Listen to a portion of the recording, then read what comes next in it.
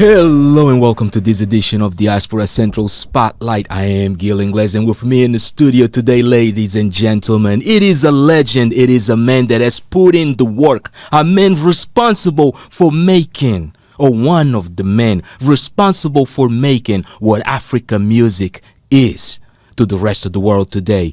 Ladies and gentlemen, please, a big round of applause for this legend of African music, Wizboyy Ofuasia. Yeah, Ofuasia. Ofuasia. Thank you very much. Ofuasia. Mm-hmm.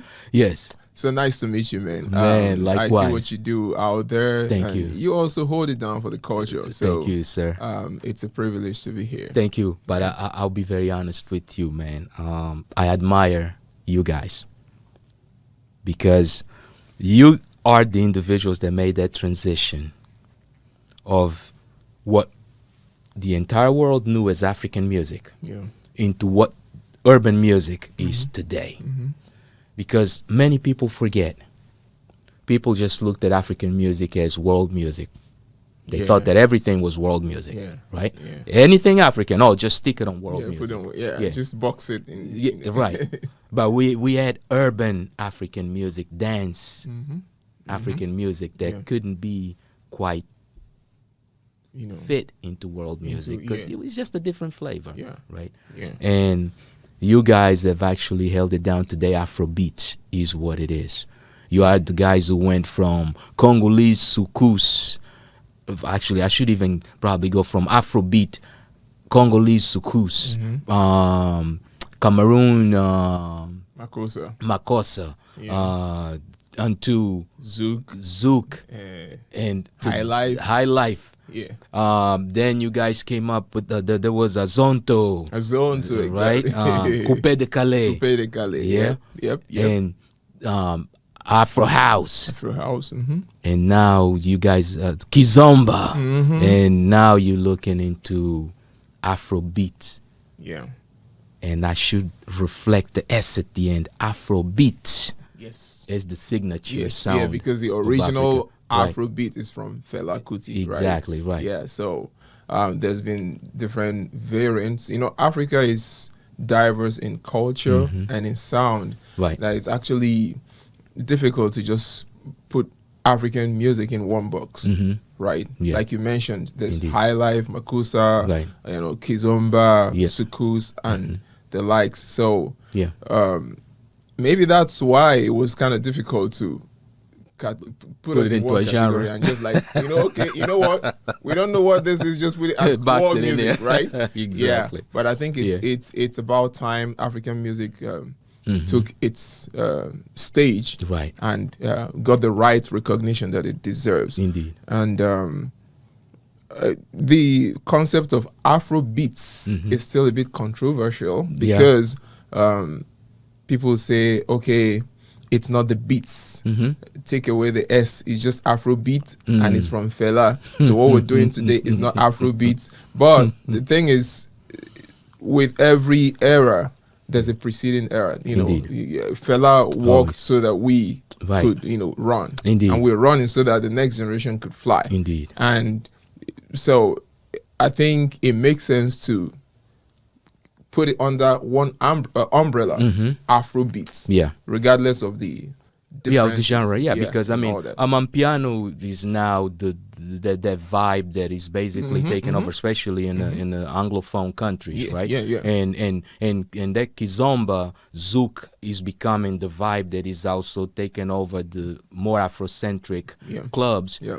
But yet both of those vibes still part of what Afrobeats, right? Yes. And same with High Life. Indeed. Yeah, which is something you hear predominantly in some of my songs, right? Indeed. I have a very strong High Life background, and it's still safe to say it's all Afrobeats because it's not just a genre of music. Yeah, it's a culture, it's a movement, right? Indeed. So it represents Africa. Indeed. So however you picture Africa, however you are able to interpret Africa in your songs, you are Afrobeats. Yeah.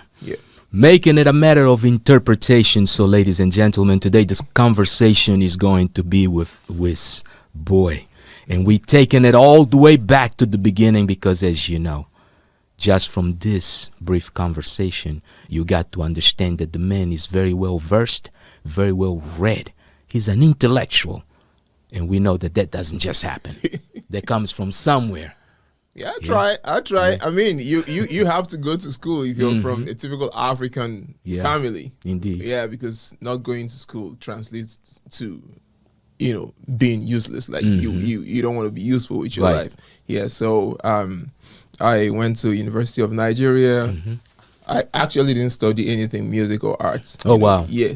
So I am a science student. I studied statistics from the university, and although music has always been part of, like, music found me. It was not my choice. There you go. So how many times I wanted to hide from music, but it wasn't possible. So all the years through school and when I left school, it was always music.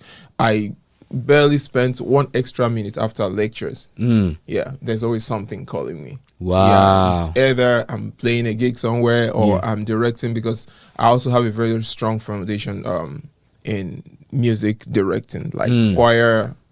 Got you. Yeah. So you got involved. So you somehow were always involved in music. That's basically what you're saying. From childhood, from my church and all that. I was always, one of my strongest points is leading singers, like directing music. So that's where the production aspect comes in. That's part of the reason why in most of your records you take part in the production of the record. Yes, completely understand. And we want to go back to that childhood. That's exactly where we want to go. You mentioned Nigeria, so we take it that that's the country of birth. Yeah, what state? Delta State. Delta State. Delta State is it has is multicultural and multi-tribal, if you like. So there's Delta Urobo, there's Delta Ishekiri, there's even some parts of Delta that speak Yoruba, and then there's Delta Igbo. Yeah. So we have 3 main tribes in Nigeria: Hausa, Igbo, and Yoruba. That is correct. Yeah. So Delta has a little bit of sprinkles of different tribes, except Hausa. So I'm from the Igbo speaking part of Delta State. Got you. Yeah. So you are Igbo. Yes, I'm Igbo. Yes. Interesting. These are the guys, according to word on the street. Yeah. The guys that always have a plan.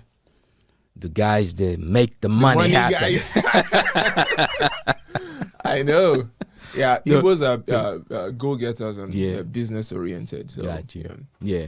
But there's a saying that anywhere you go in this world and you don't find an Igbo man, run away from them. It's not safe. If there are no Igbos, it's not safe. There's nothing going on. Because Igbos always find an opportunity somewhere. Right. Yeah. Yeah. And as funny as it sounds, I went to that was my first Europe tour. Right. So I had Greece as one of the countries to visit in Zurich. Oh, sorry. Athens. Yes, yeah. Exactly. So, and even if it was not supposed to be a surprise, but I was kind of surprised because it felt like a new place, strange. I've not been there.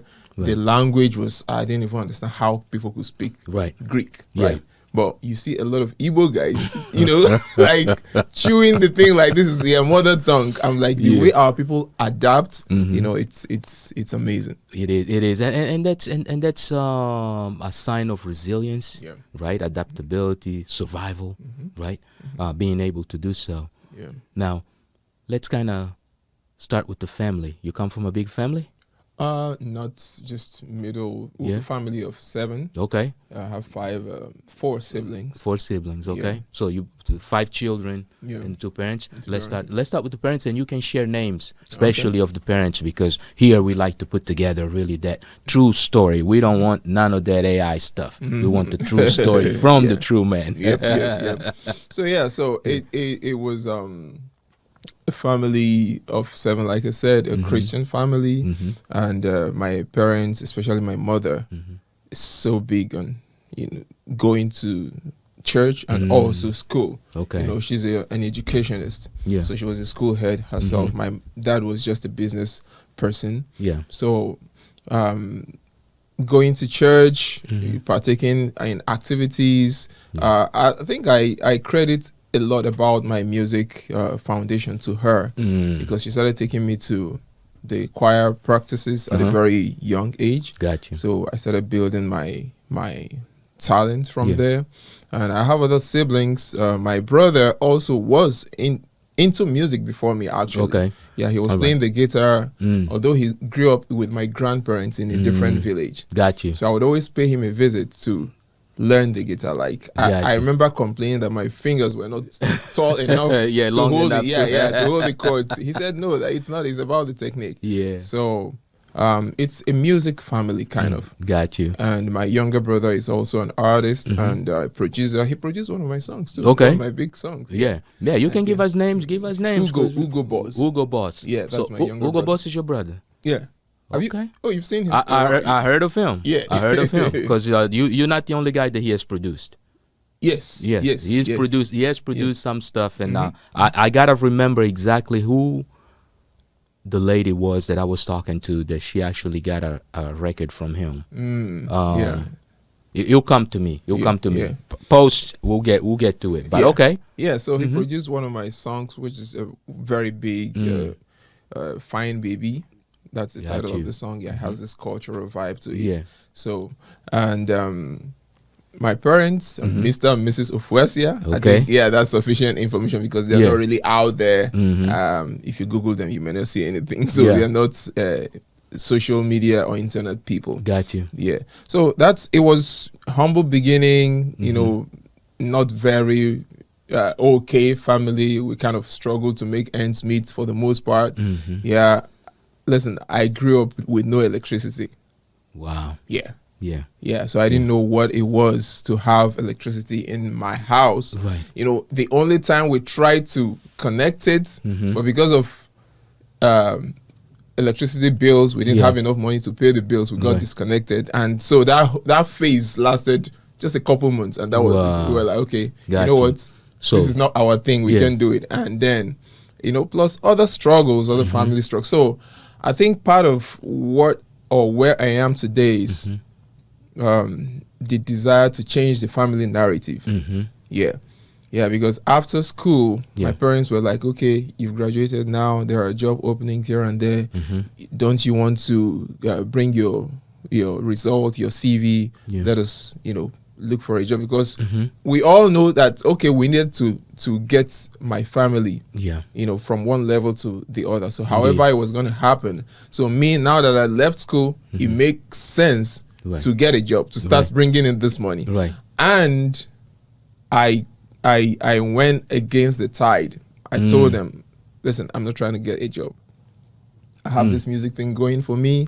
Yeah, because like I said, I was always involved in music one way or the other in school. I had friends. I have a friend who was one of my inspirations when it comes to music production. His name is Mekoyo. Okay. Mekoyo is the one that produced like the biggest R&B group in Nigeria called Style Plus. Okay. Yeah. Okay. So Mekoyo was like a hot cake back then. That's the man. Yeah. He was the man. Yeah, and when I watched him do the whole music production thing, I was like, this is like rocket science to me. Gotcha. Like, will I ever be able to learn this? So, but we were in school together. He played, whenever we had gigs, he played the drums or the keyboard. I always played bass. I played other instruments, but bass was my strongest point in school back then. Gotcha. So I told him, guy, I would love to learn this thing. So I was always like, I was low-key interning with him. Yeah.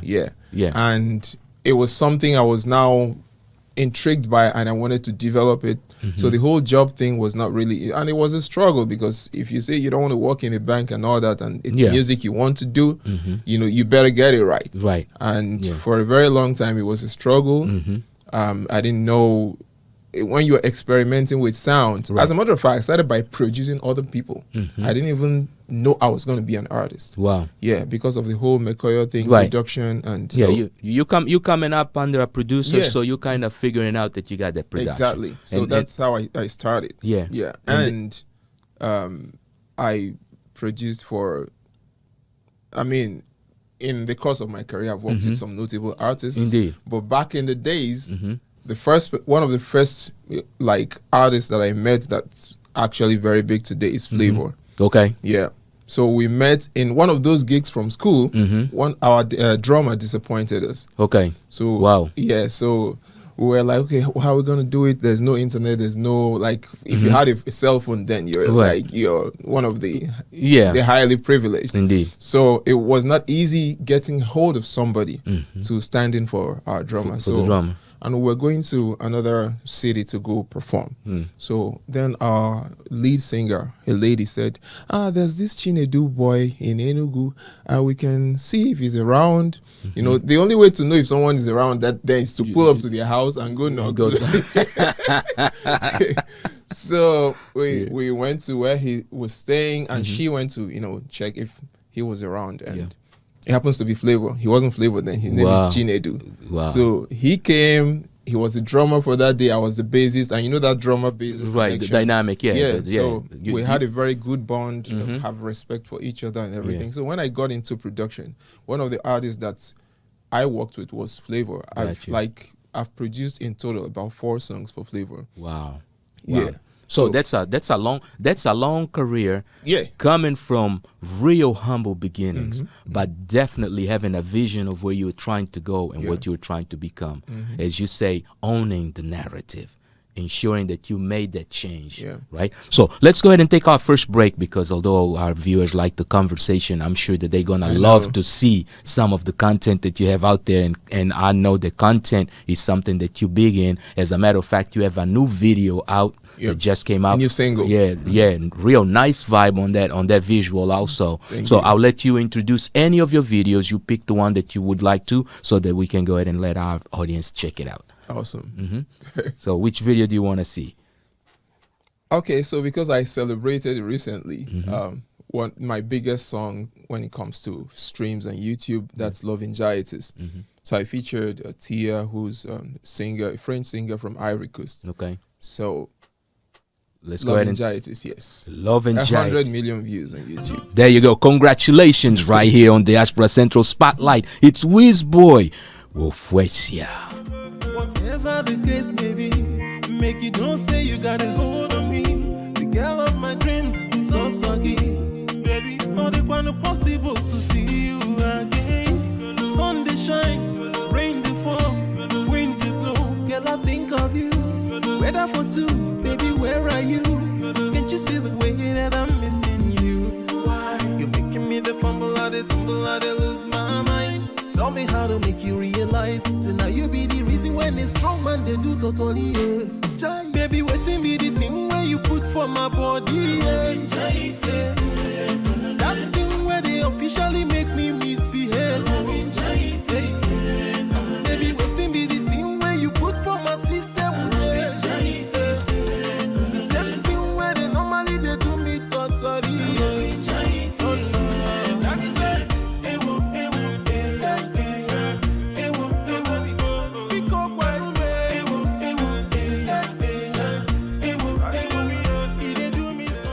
And we are back. If you just joined us, you're now tuned into the Diaspora Central Spotlight. Yes, our guest today, it's Wizboyy Ofuasia. By the end of this show, I gotta master this name. That name sounds real cool.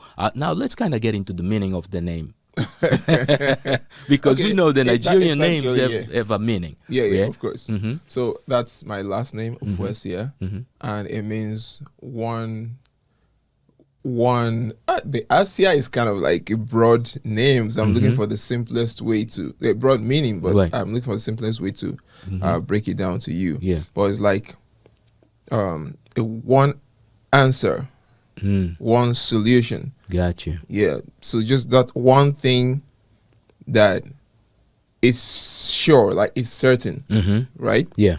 So you know the sure answer. The short answer. Just that one answer. Yeah. The sure answer. Yeah. That's the sure answer. And you brought the short answer right to Diaspora Central, because you know that they call me the Angolan solutionist. I'm the solutionist. So the solution and the answer. And the answer. That's a good thing. With the solution for the continent and the diaspora right here. Indeed. Yeah. So, man, let's start with the visuals. Nice visuals for that video. You mentioned that it was a collaboration. Yeah. Let's talk a little bit about that collaboration. How did it come to happen? Give us a little bit of the background story on it. And of course, you at that point you already crossing the border because there was Côte d'Ivoire. Yeah. Côte d'Ivoire. Yeah. Right. Yeah. So I had an original version of that song without the lady. Yeah. So it was part of an album. Around that time, I already started having some breakthrough, international breakthrough presence in the Francophone countries. So I actually went for a show in Equatorial Guinea. Okay. Yeah. So my Francophone manager at the time introduced me to Teeyah because she was on the same show. Gotcha. Yeah. So, backstage stuff. Right. Meet Wizboyy, meet Teeyah. Say, how you doing? So after the whole period, my manager told me, why don't you do a song with this lady? She's really she's known. She's one of the legends when it comes to. I said, okay, why not? He said, your song, Love Anxieties, just go when you get back home, make some changes, maybe take out a verse or something. Yeah, I said, okay, don't worry, I know what I'm going to do. So when I got home, so I went against the original idea because I'm a restless creative. There you go.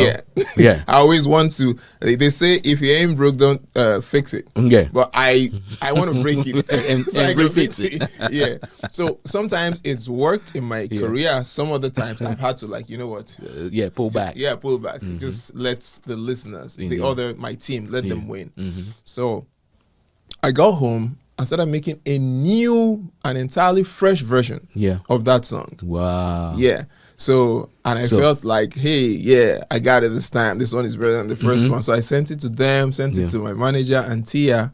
They were like, no, the first one. Yeah. That first one, they already like it the way it is. Right. So we had a bit of back and forth. And I said, you know what? Okay, I'll send you the first one. So I removed the second verse, removed some things, sent it to her. She voiced, sent it back to him. I was like, whoa. So the remix was done. Yeah, the remix was done. And then we scheduled for the video shoot, which we actually did in Paris. We were supposed to do some more outdoor shoots, but because it rained that day, so we couldn't shoot outdoors. We did everything indoors. And I was kind of unsure how the video was going to come out. But, I just went with the flow and trusted my manager and the team's decision. Right. Yeah, at the end of the day, video came out. Indeed. Out there, it started doing numbers, breaking records and topping charts like urban hits, top 30 urban hits in 3 France. Wow. It went to number 1. Wow. Yeah, this is a chart that has, what do we call it? Foreign songs from Chris Brown at the time and all that. So it kept climbing until it got to number 1 on that chart. Wow. So it's been surreal from that moment. Listen, it's really a congratulatory moment for you because I'll be very honest. Like I said at the opening of this show, man, we are talking about legendary stuff being made.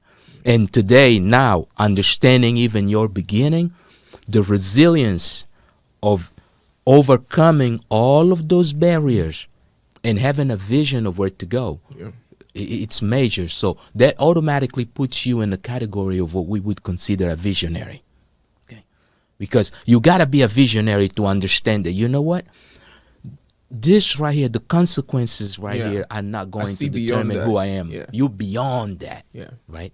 So was music the only thing that allowed you to transcend those consequences? I would say those limitations. Yeah, I would say, and sometimes I tell people that I am a bit unfair to myself when it comes to music because I don't think I've enjoyed music as much as I needed to. So because it was like a calling, right? It was like a mandate, a mantle upon me to do this. Like I said, every year is either I'm music director, choir director, band leader, and all that. So I've always had to score music, teach music, perform music, be on stage, either as the director or in some capacity. Yeah, at some capacity. So I had a responsibility. Yeah, in music. So because of it, I didn't think I had enough time to really sit back, enjoy music, swim in it, like every other listener out there. So music was the tool. To answer your question, indeed, to break that barrier, because it became part of me that I had to use music to do something, to solve a problem, to make a statement. So that's what it was for the most part. After all, you are the answer. Right, you are the answer. So and one of the things that comes really with your dedication, and is very noticeable on your work, it's the quality of the work that you put out, the curation that goes into it. There are artists that put out stuff and you just see, okay, they threw this thing together and they put it out. And then there are artists that you can actually look at their work and be like, okay, he put in some work. He put in some work, and may not even be where probably it's supposed to be, but you can already see that he's aiming at something. Yeah. Right? Yeah. So it wasn't about the numbers for me, in as much as, okay, I knew music was a tool for me to change my narrative with, right? Yeah. But whenever I'm in my creative zone, it's no longer about the numbers. It's no longer about what I want the song to do out there. It's about the quality. There you go. Yeah, for me. And I would say, thankfully, that's one of the reasons my songs have longevity. Yeah. Listen, I still go to shows today, and after my performance, okay, by the way, my fans are kind of diverse. Right. Yeah. There are those who love me for the love songs I do, and the others who appreciate me more when I sing live, motivational stuff, enjoyment, and the good, stuff. Yeah. So, and when I go for shows, I perform this song, they be like, "Oh wow, I know that song. Oh, is it the guy that sang that song?" Right. Yeah. They don't know. You probably know me with this song, but you didn't associate me with this other song. Right. So, and every show I go to, I perform in, looks like a fresh promotion. PR. For myself. And it always brings it just stirs up that fresh feeling whenever I perform. Indeed. I think thankfully it's because of the longevity factor in the songs, and you need quality to be able to maintain that. I was listening to watching that Bob Marley movie. I was still like, how did they achieve this quality of recording back then? Like, if I still place it side by side with stuff today, it's still still dominant. It's still, so I'm like, so you need quality to achieve longevity. You do, and patience, I think, is the key. Patience and vision, right? And you mentioned it's not about the numbers, right? And a lot of times I kind of laugh about it because it's interesting. My entrance into the world of entertainment was really through the studio, right? So I'm the technical guy that, when computers become dominant in studios, now I'm the guy that kind of like fooled with computers. So now he kind of is helping those studio guys make that transition. But I also have one thing. I'm kind of like you. I'm a solutionist, so I'm always looking for the answer. So I'm sitting there and I'm seeing what is it that these guys are doing with the analog stuff, and really trying to understand on how the digital stuff is going to create, or the hybrid stuff is going to create the same level of quality or better, right? And so you see those kind of transitions. Now, you guys actually came in right at a time in which music is transitioning from CDs into streaming, and technology is just creating a whole different environment. Record labels are no longer what they need to be. Now you need to understand what it is like to be an independent. I have a post I am working on that addresses this topic of the transition from what music was or artist's career path. Indeed. Well, yeah, what the industry was then, and what it is now. Yeah. And it's interesting because there you really get to understand and appreciate the visionaries, because one, the quality of their music, quality music will live forever. Yeah, will never go away, because people will always, good music, people will always appreciate it. People will always love it, regardless of whatever, transcends generations, just because it is good, right? And then career and being in place, still relevant, that just comes with the vision of the artist, the ability to reinvent himself or herself, and being able to place his value into whatever the new thing is coming. At what point in your career you felt like, wow, I got to do something different from what I was doing before? So that was in 2018. Like I said, a lot of my fans, especially the Nigerian fans, they are big on the money songs, the enjoyment songs, right? They talking about life, the motivational stuff too, right? Yeah, because even when I sing about money, I have a little bit of motivation, now stuff, here and there, because I'm kind of, my songs reflect my journey as a person, right? Grass to grace kind of thing. So when I talk about money, I also motivate with it. So, but it got to a point I was like, okay, I don't want it to look like this is what I sing about most of the time. In as much as I also have love songs that people like a lot, but I was like, okay, let me create a hybrid. Matter of fact, I felt like I was two people in one. Wow. Because of the love song version of me and the good life version of me. Because whenever I do those two separate kinds of music, I change my voice a bit. For the love song, I kind of bring it, tone it down, sing soft and all that. But the other side, I just go like, my voice, I really make it very strong. You're aggressive. And, aggressive and strong and all that. So, 2018, I was like, wouldn't there be a way to strike a balance between these two, especially when it comes to sound? Because I wanted to be more recognizable. In as much as people didn't see that. To them, okay, they know me. When I sing soft, they know how it sounds. When I sing loud, they know how it sounds. But I felt I needed to be more recognizable. So I did a love song, but I did it in a way that's kind of more Afro pop-ish. Using the sound that was in vogue at the time, So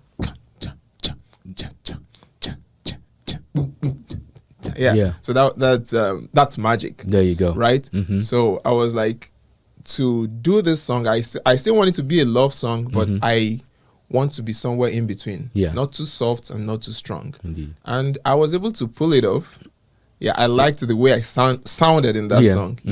So magic was the beginning of a realization of the need to do something different.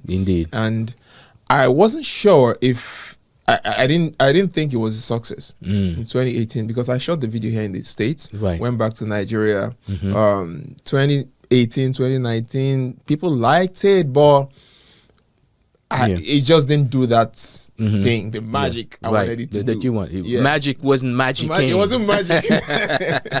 So then in 2020, during the pandemic, someone just tweeted something just tweeted at me.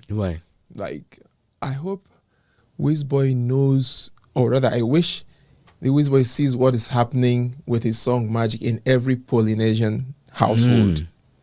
I was like, are you kidding me?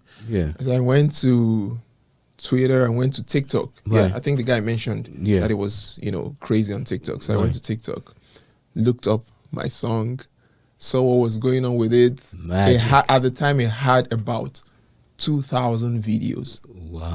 Made with it. So I said, how did this happen? So I traced it to the main person, like the first person who created the content with it, right? He's from Samoa. So I was like, this very casual video. This is not like, it's not anything. It's not that ear candy, but the dance was good. You know, he was dressed in the attire. You know, danced to the song and some dance routines, and everybody copied that dance. It became the magic dance. There you go. You know, and from that moment, I started reposting some of those TikTok videos on my Instagram, and people were like, "Whoa, what is happening? Yes, who are all these people?" Indeed, right now it's magic, and now it's over 20 million views right now on YouTube. Now it's magic. So it's pretty much the story with most of my songs, right? They just do their things. I mean, I do my bit when it comes to promotion. Indeed. But it just surprised me. Eventually goes out. Now, what triggered, what made you make that bet on that change, basically, on coming out and being like, I think that would be good? What kind of drove you to that point? Yeah, like I said, I wanted to be more easily recognizable. Gotcha. Yeah, because I have a song, Infinity, which I was playing, and one girl was with me when I was playing the song, and it was me singing, but it got to a part of that same song, I kind of changed my vocals. And she was like, "Who's this? Like, who did you bring on the song?" I said, "No, it's still me." So, in as much as the versatility and everything felt like a compliment, right? That's the other me. In as much as it's a good thing to an extent, because that way you're able to bring some dynamism to your sound and all that. But I just wanted to listen. When it comes to artist development, part of artist development is finding your sound. Indeed. Do you understand? So 100, and many people today, or many people, don't let me say today, because I'm sure that probably in generations before it also happened. Many people don't understand that it is the process and not the destination. It's that process of actually discovering, going from here to there, that creates the magic. So it took me experimenting to find my sound. For some artists who maybe come under a record label and all that, you have the personnel, you A&R, you have the A&R, the label, determining what you're gonna take do. you on that journey and all that. But I took it upon myself to do that. So even when I did my first song, I didn't know what sound it was. I didn't know if it was gonna be, big. But I kept experimenting with different sounds, both instrumentals and my voice. And they all became great. But at the point, I was like, okay, let me gather the data, and make sense out of it, and be able to now find that central sound. I still like the whole being versatile and everything, but the central sound, it's more deliberate now. So when I do a money song or I do a love song, the margins are not so wide apart anymore. Now, and there you go, because it's all about magic, and I think we should go into this break and actually take a look at magic. Magic video. Let's go ahead and take a look at the magic video right here with Wizboyy Ofuasia in the building. Diaspora, stand up. We'll be right back. Wizolingo. Make I love you one titty. Let me love you one titty. The kind of body where they make man drive past in junction. That's my baby, yo. That's my girlie, yo. Body they tuning in me one kind, I'm on a sensation. Be my Julio, I go be your Romeo. Me, I wanna love you, na. You are my fantasy, baby, no more long thing. I promise you loyalty, with you I go there. Tonight, hold you tight.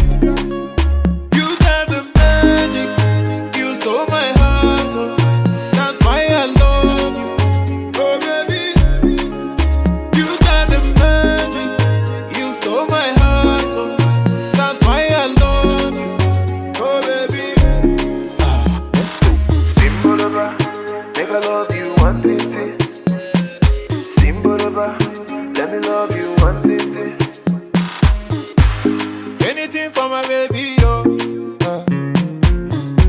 For me to climb Kilimanjaro, now play. And we are back. If you just joined us, you are now tuned into Diaspora Central Spotlight, and our guest today is the multi-talented, the multi-instrumentalist Wizboyy in the building. Yes, boss. Magic. Yeah. Video shot in the United States. Yeah. Yeah. The second video for that song. Right. I did the first one. I didn't like it. And So- then that one you're done back home. No. Oh, I you did both did here. both here. Yeah. Okay. So I didn't like the first one. You didn't like the first. I was trying to make the director make some corrections, and he was not Wasn't happening. Yeah, it wasn't happening. So I was like, you know what? forget it. Yeah, forget it. Yeah. I started the whole project all over again. I called my friend Kobe Maxwell. Shout out to Kobe. Kobe. Yeah, you know Kobe. Yeah. Kobe was in my roster for a long time, man. Yeah. So Kobe Yeah. actually pulled the whole production of Magic video together. Yeah. And we planned that video with just one day. There you go. Yeah. Yeah. At around 6 p.m., we were not sure of what models to use. Yeah. So Yeah. we got hold of a model around 9 p.m. They got to the location 10. Yeah. We started shooting around 11:30, 12, and we shot all night. Wow. Yeah. There you go. Yeah. But it's the magic. It's the magic. It's the magic, because otherwise it's not what it is. Yeah, and that's what it takes sometimes. You gotta, and it goes back to that of you looking for the answer, right? This specific answer, understanding the vision and where you're going. Yep. Yeah. Now, music, of course, today is way different than what it used to be, right? You're now looking at an industry that is opening.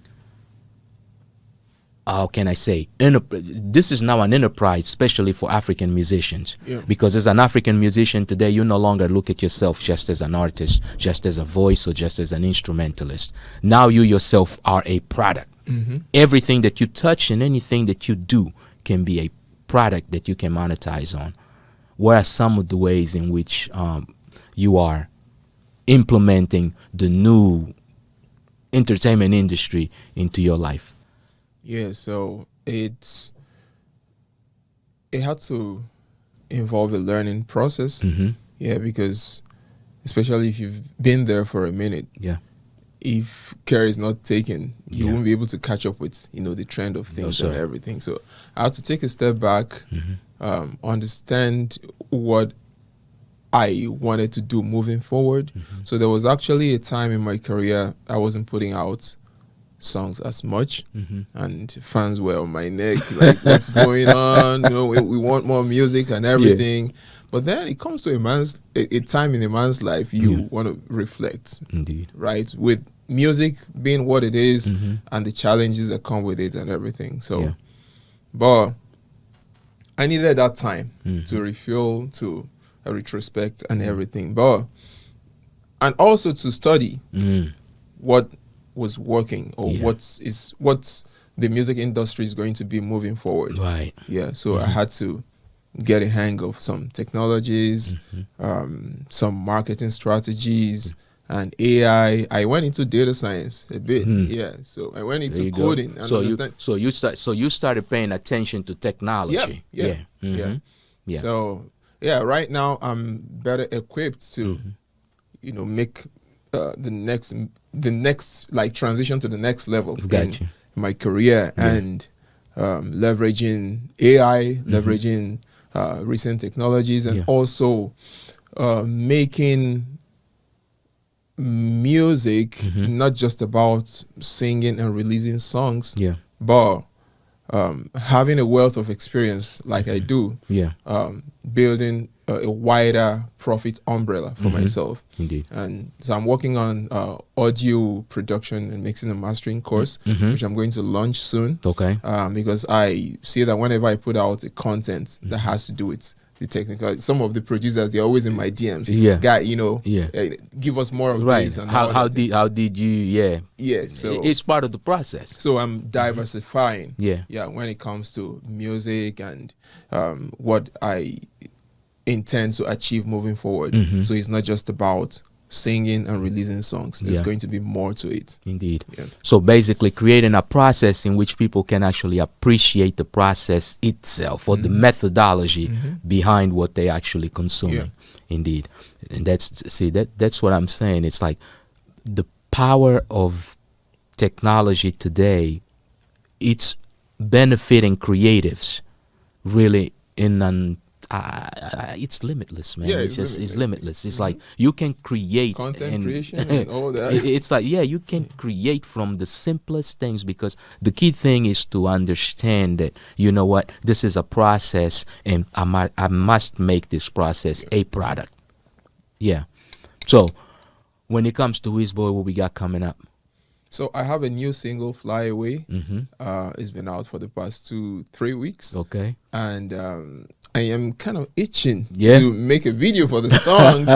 Although I'm not hasty about that. I still want to put out more content on it. And the open verse challenge is kicking off tomorrow. Okay. I have some singers who want to jump on the track and all that. Got you. Yeah. So, but there's going to be more music.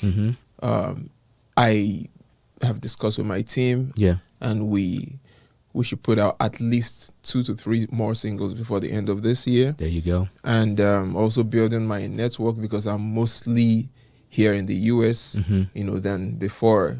In the past years, I would always visit and go back. Yeah. Yeah, but I am mostly based here now because my family is here and everything. Indeed. So trying to build my network here, expand and see what is working in the music industry in this space, and how to build a strong network and indeed have my own voice heard. There you go. I mean, listen, it's, and I always tell people this: the first thing whenever you get to a new place, the most difficult thing is finding your tribe, right? Because once you find your tribe, or you network with the right people, then things start to happen, because the vision is the same, or is somewhat around the same area, right? Yeah, the concept is really the purpose is always the same, which is to create something that will be timeless, something that will be part of the legacy of everyone involved in it. Yeah. Now, we mentioned Kobe Maxwell previously, right? Another one of the legends also here in the diaspora, because that's one of the guys that was at the time in which African music, there was African music, and then there was starting to become diaspora music also. Yeah. Because way before, late 80s, early 90s, the African nightclubs here, they were even split by country. Right. And then they became like Francophone, right? And, I see. Because none of us listened to the same music or appreciated the same music. I see. I was lucky because I'm a Lusophone, Portuguese speaking. So I went to the Anglophones, there was the reggae. I went to the the Francophones who did the Zouk, right? And everything else. Of course, I'm coming from the Kizomba thing, so the Zouk vibe for me was almost like being at home, right? Yeah. The reggae was kind of cool. And then eventually in the early 2000s, that's when those things started to really merge together. Like it was actually mid 90s to early 2000s. At that point, now we started to understand that, you know what, we can actually take all of these and put in one spot. So some of the DJs then became, you know, the specialty DJs. You got the reggae DJ that would play from this time to that time, and then the Zouk DJ that would play from this time to that time, and then the international DJ that would play old styles from this time to this time. So these clubs really started popping, but something happened. Our culture as the diaspora was also becoming confused, because when you go home, you're not from here. And when you come here, you're not from here. So who exactly are you? Right. Who exactly are you? Yeah. Because your sound is different. Even the way you go about things is completely different. And that identity of sound starts to formulate itself at a time in which individuals like Kobe Maxwell are also transitioning from just doing praise music into now doing secular music, right? So these guys are becoming in your journey. Of course, you mentioned churches being a heavy influence in your sound and in your creative space. Yeah. Did you at some point find the need of probably creating an identity, of course, that would be secular or maybe not so, how can I say, gospel-like? Yeah. Okay, so, this is a controversial topic when it comes to the bridge, the gap between gospel and secular. Right. And personally, I am an anti-societal construct There you person, go. right? Yeah, because I don't believe because you have a church background, right, that you cannot function in the secular space. Indeed. I also don't believe because you're in the secular space, you cannot be morally sound. Right. Do you understand? Indeed. So my identity is more like bridging that gap. There you go. Yeah. So I do secular music, but I am not over the top. Right. I'm not trying to mislead anybody with my music. Still morally sound. Yeah, still morally sound. Still family, oriented. That's Right. why I perform in any kind of event. Yeah.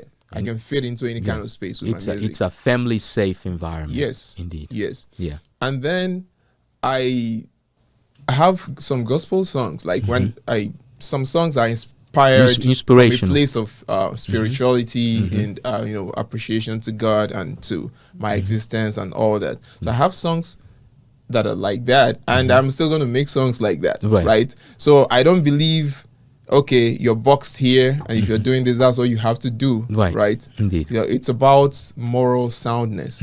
Yeah, so that's what it is for me. Yeah. About being moral sound, legacy is where we aiming to right now. So, Wizboyy, if you were to look at, let's say, 100 years from now, and you're looking back, what would you want the legacy of Wizboyy to be? Good question. Yeah. I've actually not like thought about it, especially in a span of 100 years. But I would want people to remember me for taking the chance of what was not certain. Yeah. Yeah. Or embarking on a journey that the destination was not defined. Right. Or success was not assured. I embarked on the journey because I knew it was going to be worth it. Yeah. Yeah. So that's one thing I would love to be remembered. Someone who was about changing a narrative, changing the family story. Anywhere you go to right now in this world, and you come across someone who's from my place and mention my name, right, they know what they're going to tell you. Yeah. Right. It has never happened from my place, from my local government. Nobody has ever reached this status when it comes to international breakthrough and all that. Yeah. So for me, that's legacy already, and I would always want to be remembered for taking that chance, for making the move, for being scared but still doing it regardless. Still doing it regardless. Yeah. So and talking about moral standards and all that, I would also want to be remembered as an artist who stood for being able to do music that the common people, the popular people, the secular people appreciate without having to lose myself in the process. Yeah, because we know what the story is with musicians. Yeah. Do you understand? Indeed. Music costs you your soul at some point. You can, if you're not well grounded, if you're not really solid at the core, he can take you to. He can compromise your integrity. He can compromise your morals. Because there's a lot of forces, in the industry. There's, different things that come to play. Right. Especially when you're out there. There's more. The further you go, the more compromises you have to make. Right. Indeed. Do you understand? Yeah. You have to drop standards to be able to fit in here, fit in here, fit in here. So I want to be remembered as someone who, to a large extent, still preserved my core values. while seeking what while pursuing my career. Indeed. Yeah. Now, on a lighter note, what was the first thing that you did for the family once you picked out, broke that first ceiling? What was the first move that you made and you said, family, we arrived, we got to do this?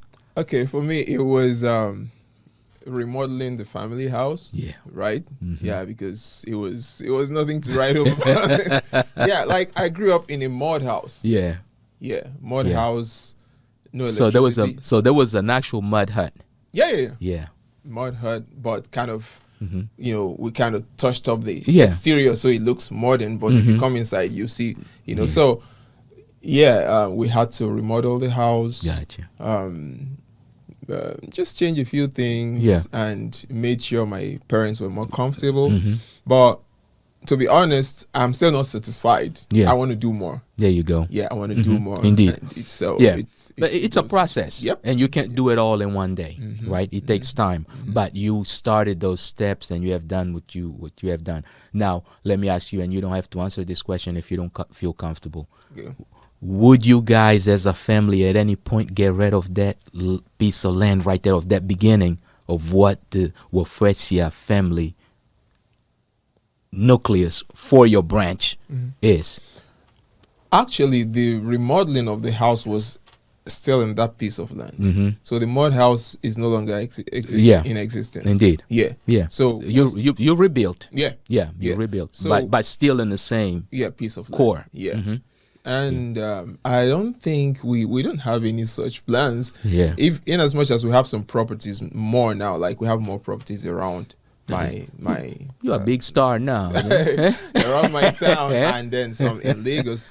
But we're actually not looking at getting rid of the initial of that family initial. house, yeah. And the reason why I'm asking this question, Wizboyy, is because as part of the diaspora, I sometimes feel that it is also our responsibility to help our people in the continent understand that although all these foreign Flashy. forces are coming in with all these flashes and buying your land, be careful. Don't sell your core, because your core is who you are. It's important to you. Yeah. It doesn't matter where you go, still maintain at least a piece of your core with you. Yeah. We understand, of course, sometimes due to need or survival, you may have to get rid of a portion of it. But Some if you can enticing avoid offers it, and all that, yeah, but you can avoid it. And definitely, I appreciate the fact that you are also a believer that one must maintain the core of what has made you. Yeah. Now let's go into that's a quick question, quick answer portion of this conversation, and you can ask me questions also if you feel comfortable doing so. Okay. So my first question to you is, Wizboyy now is not just a star. When it comes to the African continent, you are a superstar. You transcend the barriers of your country, the most populated country in Africa. Yeah. You beyond that. You beyond the continent. You in Europe, you in Asia, you in the US, you in South America. On the vision of Wizboyy, what is that goal or that one thing that he wants to do in order to feel somewhat accomplished? Okay, they say that you are blessed to bless, right? This is part of my career journey we didn't talk about, but I actually started my career carrying other people along. Yeah, I didn't necessarily start like an artist who wanted to achieve fame and all that. Like I said, I started from producing and all that. So I had guys with me. I built my vision with other guys. Slim Brown, Zoro, who is also a very popular Nigerian artist. Jadis, DJ Ree, may his soul rest in peace. We're all a team. Yeah. And so sometimes I kind of laugh when I hear some people make some comments about artists from my side of the country, Igbo artists, right? I started my career with other people in the team. Whatever I had, we shared it. Yeah. So it wasn't a one-man struggle thing. So, and thankfully, these guys are doing great in their careers right now. And so that's something that gives me the biggest joy, to see other people excel, to see other people, you know, get to the heights of their dreams. So, and that's something I want to continue doing. Okay. Being the orchestrator, that's the guy that sits back sometimes and, you know, just pulls strings for other people. You know, it gives me fulfillment. There you go. So I want to continue doing that. So, as you know, that's part of being an executioner, right? Yeah. So, you're not an executioner only, you also a solutionist, and you the answer. Wizboyy, anything that you would like, any shout-outs that you would like to give to anyone or to people, to anything that we may have talked about that we didn't talk about yet? Now would be the time to do so. First, I want to say thank you to the fans, both local and international. Listen, you could make the best song ever, right? But if no one plays, appreciates it, and all that, you know, it's useless.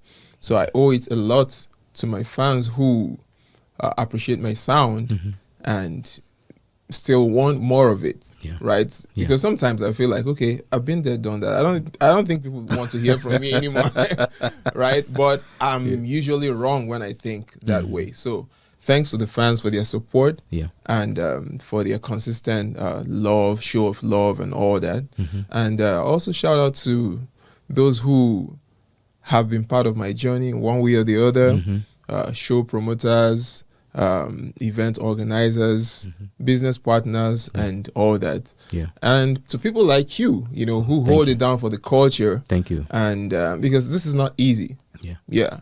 These, let me tell you, the road less traveled, you know, the route that is unpredictable, the uncertain route is not, it doesn't come to people naturally. No. You know, everybody wants to make money, everybody wants to rack up the numbers, and, you know, but this is beyond that. Indeed. And people like you who do this, I appreciate that a lot. Thank you, sir. And that's pretty much it. You know, so everyone who supports African music and who is in the business of building and pushing our narrative, shout out to you guys. Indeed, and it is about definitely ensuring that we hold in the narrative, that we own in the narrative, and I'll leave you with this as my compliment. Thank you for being the individual that makes bosses, because remember, only bosses make bosses. Only bosses make bosses. You only a boss after you made a boss. And you have done that, sir. Not only you doing good, your crew does good, and definitely your product is also becoming instrumental and inspirational for others to do even better. I appreciate you accepting our invitation, and we hope that you come back. The next time you have anything you getting ready to release, remember that Diaspora Central is here to serve you. If we can do anything to assist, we'll definitely do that. Because at the end of the day, if we don't do it for ourselves, no one else will. I appreciate that. There's a lot of stories to tell, so I will definitely be back. Indeed, yes, and that's what we want. We want, because we want that dynamic stuff. We want the conversations. We want the stories. So let's go ahead and now close this program. And for those of you that took time out of your busy schedules to listen to this conversation, as always, thank you. And listen to Fly Away. Fly Away. It's time to plug. Go ahead. You got Fly Away. You got other things going also. Some of your more music coming. More music coming. You got a show. I'm gonna have a Europe tour later this summer. Right. So definitely busy, and as he would say in his native language, Igbo kwenu. Thank you for joining us, and as always, remember, if you need any additional information, you can always visit us right here on diasporacentral.net, because just like you, if we hear it, we'll share. Peace.